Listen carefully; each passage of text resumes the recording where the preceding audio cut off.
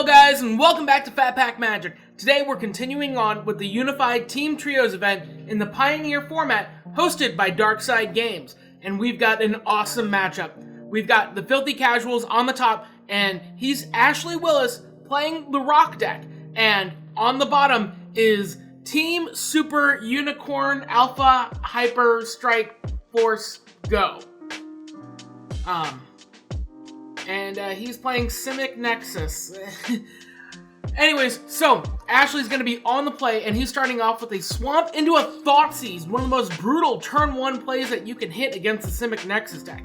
And we see that Kevin has a decent hand here. He's got a lot of hand manipulation, but Ashley is going to strike first, hitting him with the Opt, and saying, no, you're not going to be able to have that early turn 1 card filtering advantage here. So Kevin plays a land pass, and Ashley takes 2 life from an Overgrown Tomb, and it looks like here's a Duress hitting the non-creature spells, and it's going to chew up that Hieroglyphic Illumination. It seems like Ashley isn't worried about that dig through time at all. It looks like he's going to want to just kind of kill through it first. So he's tapping 3, and that's a flag on the play right there. Corsair Crucifix requires 2 green mana to play. And it looks like we're going to have a judge call here. So,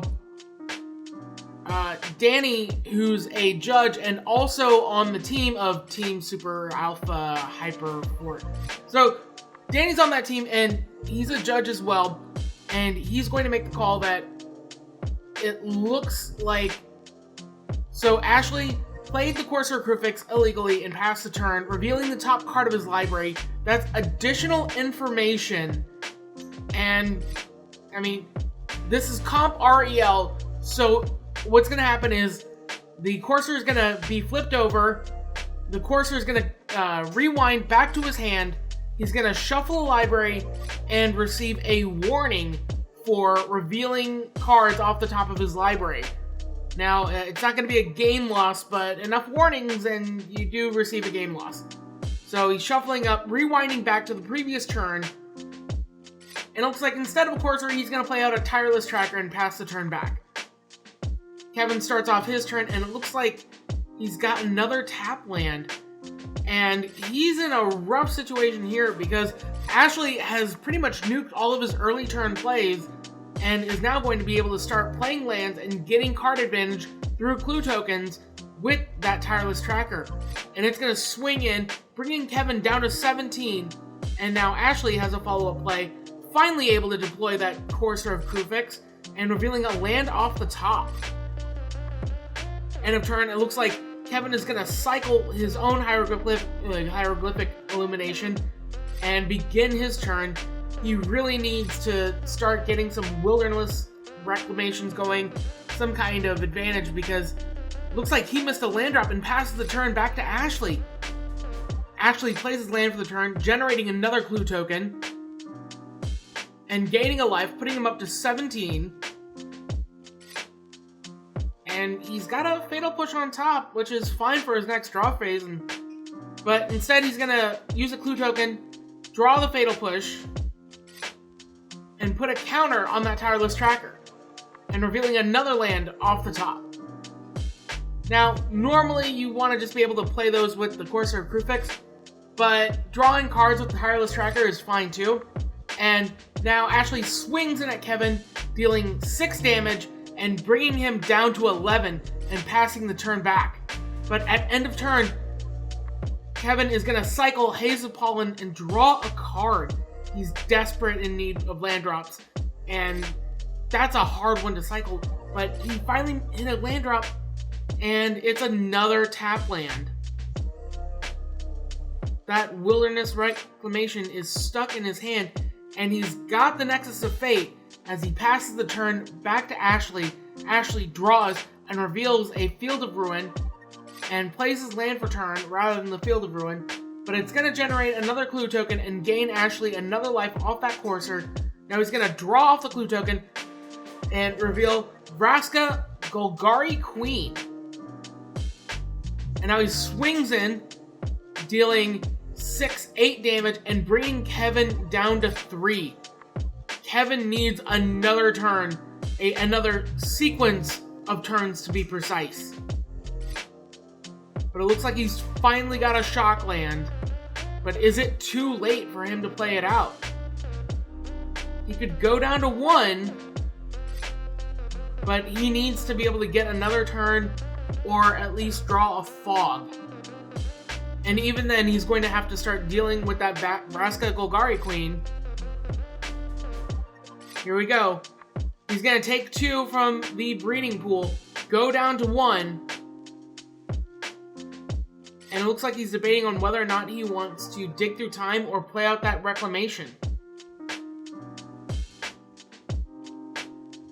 We haven't seen a lot of Ashley's deck so far, aside from what he's been drawing off the top with Corsair Crewfix. But here we go. Wilderness Reclamation comes down. Ashley says at end of turn, an Assassin's Trophy is going to kill off that Reclamation, and Kevin scoops it up, giving a game win to the Filthy Casuals. Now we're going to get ready and switch on over because the next seat is Blue-White Control versus Mono-Red Goblins. And that is going to be one incredible game, I'm sure. But first, we're going to take a quick break from our sponsors. Hey guys, I want to give a quick shout out here to Your Playmat. These guys offer fully customizable playmats, card sleeves, and foil playmats. Now, I wouldn't be talking to you guys about these mats unless I personally believed in them. So check this out. Yeah, that is the Mox Jet altar on the Fat Pack Magic draft videos, and we put that on a mat. And here's the best part. Your playmat believes in me and believes in my channel, and therefore believes in you guys. So that's why they're doing a special discount code only for Fat Pack Magic YouTube subscribers. Put in the code PPM15 and get 15% off any playmat you order. Foil, regular, anything you're looking for. PPM 15. So what are you guys waiting for? Go make your own mats and show off your style. And we're back. Filthy Casuals on the right. Alan Westcott is playing Blue-White Approach and channeling his inner Amonkhet by playing Approach of the Second Sun into Approach of the Second Sun to get a Game 1 win. And it looks like Quentin isn't going to get fooled again because he's going to be on the play as the game starts. And here we go. Mountain into a Legion Loyalist, crashing in against Alan and bringing him down to 19. Alan draws for turn and plays a Hallowed Fountain and passes back. Quentin is going to take pain for 2 life for a Sacred Foundry and pass the turn after swinging in with that Loyalist, bringing Alan down to 18. Alan draws for turn and looks like he's got a Censor in hand, but he's also got a Fae of Wishes, which could hold up the game a little bit. A powerful 1/4 flying blocker is really strong in these blue decks, being able to offer incredible versatility against these hard bashing red decks. Because if it takes damage and takes a lightning strike to the face, it's at least absorbing damage that would normally go to Alan's face. But Alan is going to take 1 damage because Quentin is pumping out a Goblin Chain Whirler, which is going to ping everything, and it's also a 3/3 First Striker. Alan draws for turn. He's already on the back foot because that Chain Whirler isn't fun whirling, because it's going to get Declaration Instoned, exiled, and giving Quentin a clue token and buying Alan precious turns to be able to get to Supreme Verdict mana. He passes the turn over. Quentin losing cards in hand and being unable to attack with that Legion Loyalist with that 1/4 blocker on the table is not good for him. But here comes an oldie and a goodie. Goblin Pile Driver, one of the most powerful goblins to ever be printed, is landing on the field with protection from blue, meaning it's going to get past that Fae of Wishes. Alan takes his turn, plays a land for turn, and it looks like he's got a Supreme Verdict in hand, and now would be the time to do it, I think. But it looks like instead he's going to try and play the long game and drop Teferi Time Raveler instead. I guess he's thinking that the Goblin Pile Driver is only going to be able to do a maximum of 3 damage to Teferi, and then he'll be able to go in with the Supreme Verdict next turn. But Quentin is putting a big hemorrhage in that plan by playing Goblin Rabblemaster and swinging in with the team, triggering Battalion off the Legion Loyalist. But the main thing is that Goblin Pile Driver is getting +4/+0, and it's headed right at Teferi. So even though he can put the Fae of Wishes in front of the Legion Loyalist, Teferi is going to get chomped, one of the Legion Loyalists is going to die to the Fae of Wishes, and end of turn, Alan is going to opt and only take 1 damage off that Goblin, but that Rabblemaster is incredibly dangerous. Now, thankfully, he's just drawn some removal. He's also got cast out for the Goblin Pile Driver, which has protection from blue. But I think right now is the time for a Supreme Verdict. That Goblin Rabblemaster is just danger on wheels. But it looks like he's going to last breath the Pile Driver. That's a new one on me, because that Rabblemaster is going to get +2/+0 and make tokens every turn. I think it's worth giving up that Fae of Wishes for Supreme Verdict just to be able to knock down a few more cards from Quentin's pool. But here comes Quentin's turn. He doesn't really have to do much else. He's got Rabblemaster, and that Rabblemaster is getting pumped +2/+0, and Alan is going to take 5 damage, going down to 11. And now Quentin has a follow-up turn, being able to draw a card, play out another land, and is he going to put out more? No, he's going to pass the turn, and Alan is going to cycle Cast Out to try and just draw more cards. And that Cast Out, oh man.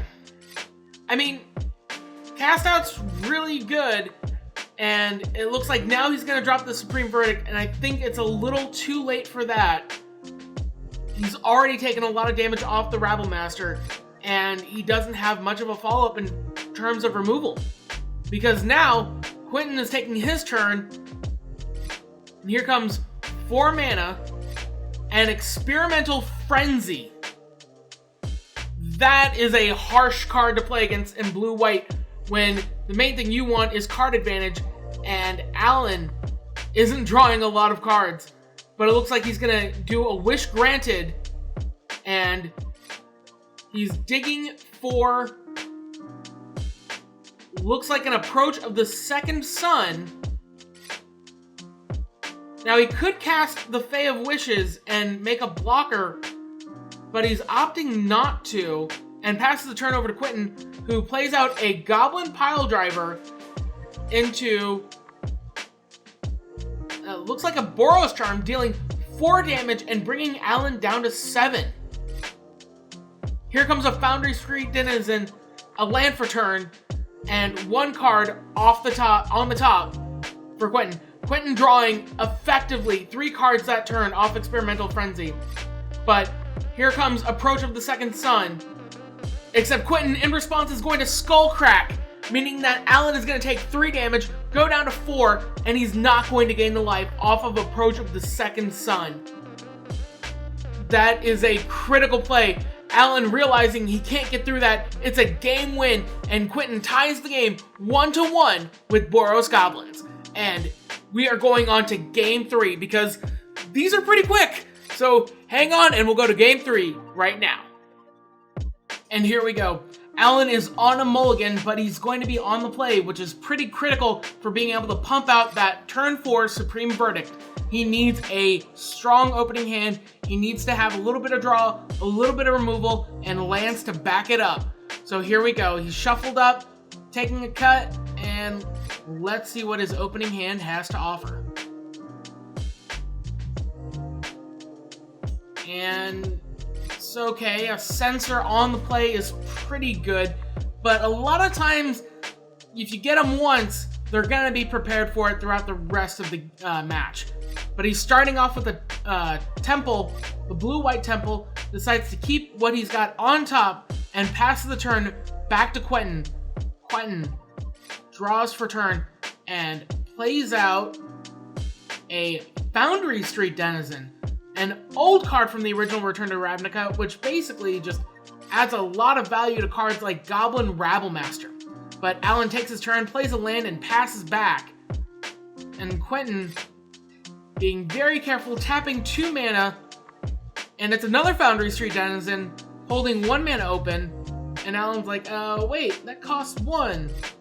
And Alan says, well, here's a Fanatical Firebrand, and that is going to get censored. And I have to wonder if Quentin was playing that out as bait, because he swings in, bringing Alan down to 18 and passes the turn back. Alan takes a Declaration in Stone, exiling the 2 1-drops and giving Quentin 2 tokens to be able to draw cards later in the game.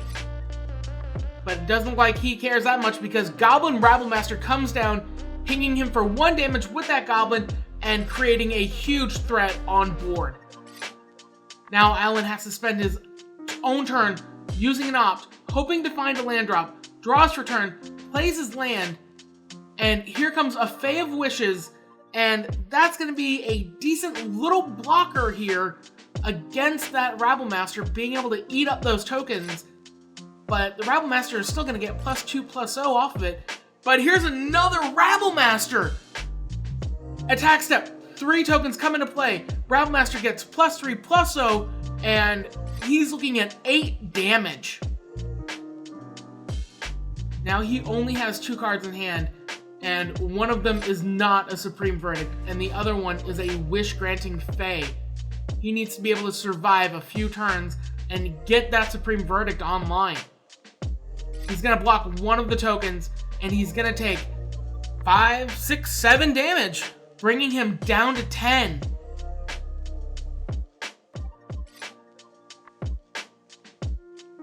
Alan plays land for turn, scries. Looks like he's going to keep it on top.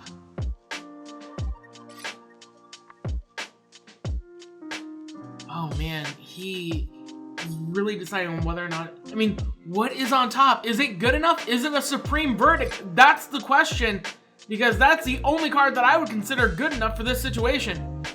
He pumps out another Fae of Wishes, and he's going to be able to block both those Rabblmasters next turn. And I hope whatever it is a Supreme Verdict. Quentin plays land for turn, and here come more tokens. That's 4 tokens and 2 6/2 Rabblmasters. He blocks, but Castle Embereth is going to pump up all those tokens, dealing 8 damage. Both those Fae of Wishes gone. Opt. Is it? No, it's not a Supreme Verdict, apparently. Oh man, he's cycling a Censor at end of turn, and it doesn't look like he drew the Supreme Verdict. Quentin's got Super Lethal on board, and that is a match win for Quentin, with Boros Goblins taking the match. And now, Team Super Alpha Hyperforce Go, those guys are leading 1-0 against the Filthy Casuals. And so we're gonna swing on by to Seat C and check out what shenanigans are going on over here. And here we go. Team Super Unicorn leads the Filthy Casuals 1-0. And these players are playing on completely different axes now. Danny is playing for the match win for his team, and Dan is playing for his team to survive for another match. Because, Team Super Unicorn won the first match on the far right, and this game is tied 1-1. So if Dan wins, then it's going to be 1-1 match-wise, and it's going to come down to Seat B as to who wins the match. But Danny is determined, and Dan is going on the mulligan, down a card, and Danny is going to be starting off. And I gotta start using their last names, because Dan and Danny are going to drive me crazy, I swear to God. Mercado starts off with the Knight of the Even Legion, and that's a great turn 1 play for the Orzhov Knights. The Knight of the Even Legion is incredibly powerful and can really juice some damage in, threatening a pump and then leaving mana open for the return play. Wilson plays a Mutavault for turn and passes back, and Mercado draws a Thoughtseize, a really powerful card in this format.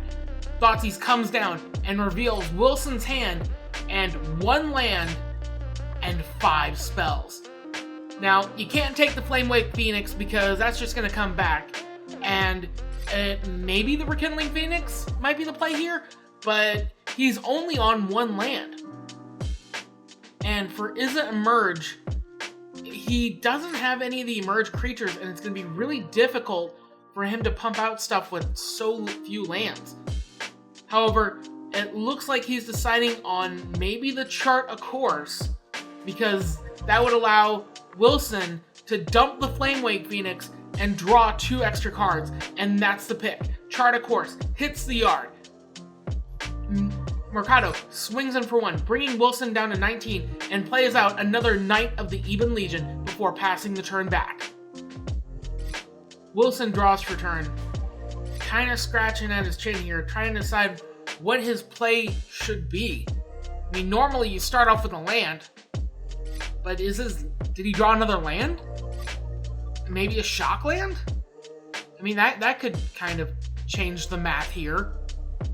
I mean, if he doesn't have the Chart of Course, yeah, oh, here we go. A Sulphurous Springs comes into play tapped, and Wilson passes the turn back, but Danny Mercado has found another Thoughtseize off the top, and that is going to reveal, there we go, a Brazen Borrower, a Rekindling Phoenix, and another Shivan, well, the Shivan Reef.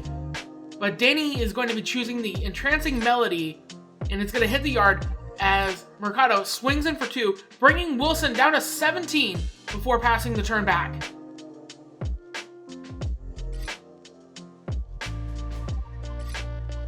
Wilson looks like he's going to deploy that Shivan Reef. Taps 3. Here comes the Flamewake Phoenix, swinging in for 2, and bringing Mercado down to 14. It looks like he's going to try and race out these Knights. And, oof, another missed land drop when Mercado has a Soren Imperious Bloodlord in hand. But that's not going to deter him. He swings in for 2, bringing Wilson down to 15. And his deck can run off very little lands because an Adanto Vanguard comes down. And it's a 3-1 when it attacks, and he can pay 4 life to make it indestructible until end of turn. Mercado passing the turn, and Wilson kind of just evaluating the board state here.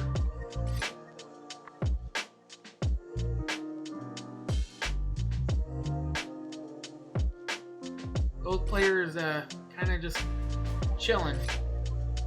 And Mercado passes the turn back. I guess he was giving advice to his teammate on seat B. Dan begins his turn. Now he has to attack with that Flamewake Phoenix every turn. It cannot be on blocking duty. So I think what Dan really wants here is another land to be able to deploy that Rekindling Phoenix. So here's a land, a critical land for Wilson. Mercado mentioning, okay, so Wilson, it looks like Wilson may have missed a point of damage from that sulfurous, the Shivan Reef. And they're just clarifying that, yes, Wilson should be at 14. He took 1 damage from the Shivan Reef the previous turn that kind of went unnoticed. But a Brazen Borrower is going to come down, balancing the Adanto Vanguard to hand, and animate the Mutavault, swinging in for 4 damage and bringing Mercado down to 10, and letting Mercado have the turn back. And he finally draws his 3rd land. And how powerful is Soren going to be this game? He's asking his teammate, is this worth playing, or should I bring down the Vanguard now? And Soren is incredibly strong, especially in this deck, because his +1 is going to be able to pump the Knight with the +1/+1 counter and give it lifelink and death touch. And lifelink in these kinds of matchups critically alters the combat map. So now, instead of going down to 10, Danny is swinging in at Wilson, bringing him down to 11 and gaining 2 life for himself in the process, going back up to 12. And this is going to be happening every turn. Wilson draws for turn. He's under a lot of pressure right now. If he had the Rekindling Phoenix out, then he could be swinging in against that Soren and leaving it dead. However, he'd also have to deal with that Adanto Vanguard. And the Adanto Vanguard gaining 4 life, that's kind of scary. That is kind of scary. So he animates the Mutavault. Danny says, wait, hold up. Okay, gonna go to attacks. And Wilson deciding on whether or not he wants to attack the Soren or if he wants to attack Danny directly. There are no blockers, and Danny is completely tapped out. There are no tricks. It's all up to Wilson as to what he's going to do, and he's going to crash in at Mercado, saying, I don't mind the life gain off Soren, take 4 damage and go down to 8, because he's also got a Brazen Borrower waiting in the wings to come back from an adventure and start crashing in for 3 more damage.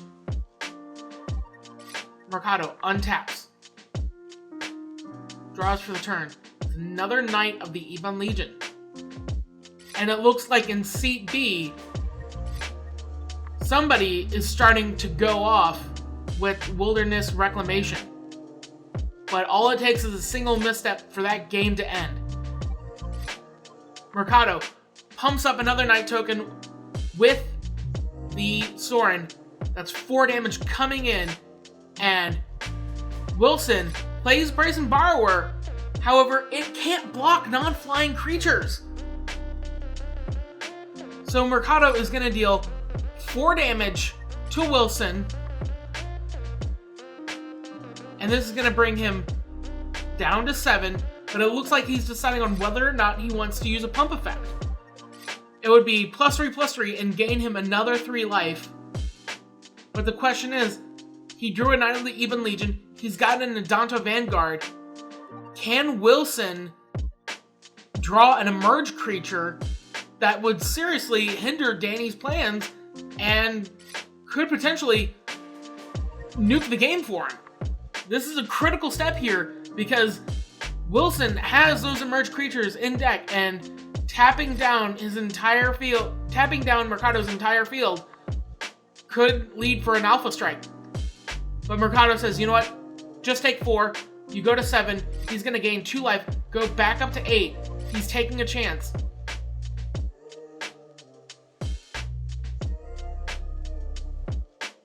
Confirming life total damage. 4 damage. 2 life gained on Danny's side. Here's another Knight of the Ebon Legion.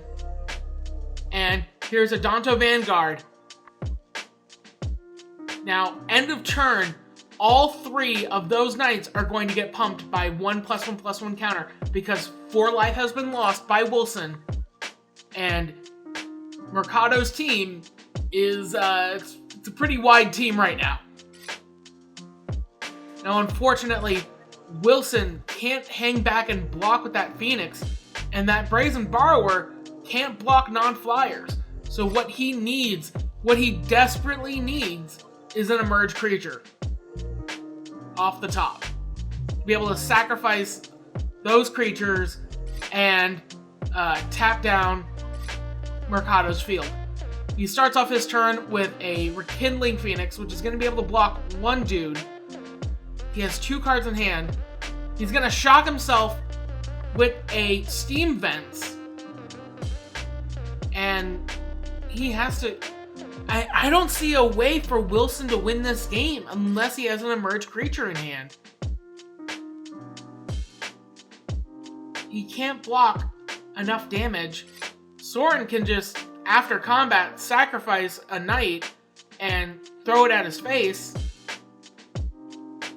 But it doesn't look like Wilson is ready to give up just yet. Going into combat, he has to swing with the Flamewake Phoenix. Is he going to swing with the Brazen Borrower? Here we go. 5 damage. And at Danny, tying the game 5-5 before passing the turn back.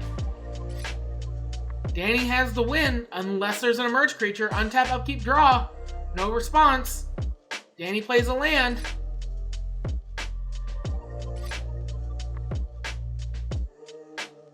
There's 5. I mean, Mercado has lethal on board.